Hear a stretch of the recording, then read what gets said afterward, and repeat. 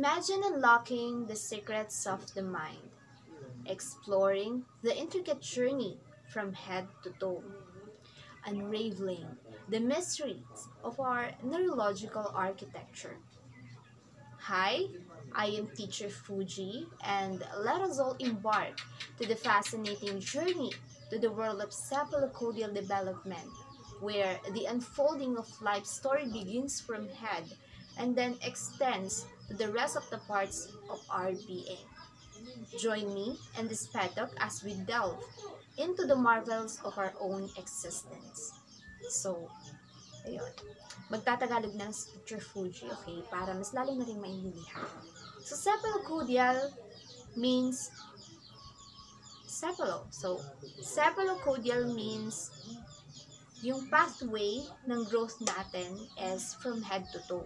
So, nagsisimulang ma-develop yung ating nagsisimula yung development na sinasabi dito sa ating ulo pababa.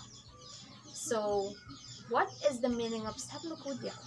So, cephalo means head and codial means tail. So, we have the enough idea kung papaano yung pattern ng development. So, head to toe. So, bakit nga ba mahalaga na matutunan natin kung ano ang cephalocodial development? So, sa buhay naman, may mga bagay na pag hindi natin pinansin, syempre parang wala lang sa atin. Ganyan. So, katulad lang din siya ng pag-aaral ng kahit na anong bagay. Katulad na nga lang itong cephalocodial. Kung titingnan mo, parang hindi naman siya ganun ka-importante kung iisipin mo. Pero, bakit sinasabing importante ito? So, one of the main reason kung bakit importanteng malaman natin kung ano ang cephalocodial development or kahit yung proximal distal development para ma-measure o malaman natin kung tama ba yung pattern ng ating development. Kasi pag nagkaroon ng cephalocodial development, there's a big chance na yung growth mo is okay. It's normal.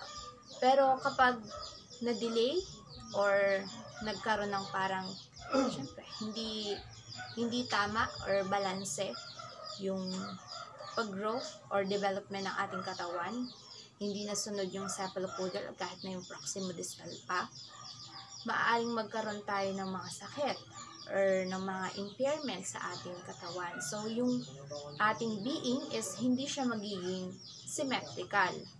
Okay? So, mahalaga siyang malaman. So, kapag ikaw na nakatayo dyan, you're in your right age. So, nasa right age ka na. So, nakatayo ka dyan, and then, okay ka. So, meaning, yung cephalocodial or either proximal distal development ay okay, normal sa'yo, nangyari sa'yo ng tama. Kasi, okay yung development mo.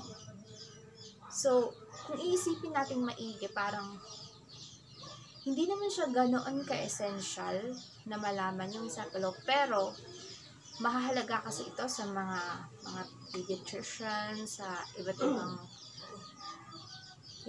specialist about sa katawan ng tao, sa pag-aaral ng anatomy ng tao. So, yun, mahalaga yung cephalocodial development sa kanila. Kasi dito nila nakikita or dito sila nagbe-base kung ang development ba ng isang bata is normal. So, ganun lang kasimple ang topic natin ngayon. So, sana ay sa maikling oras na ito ay may natutunan.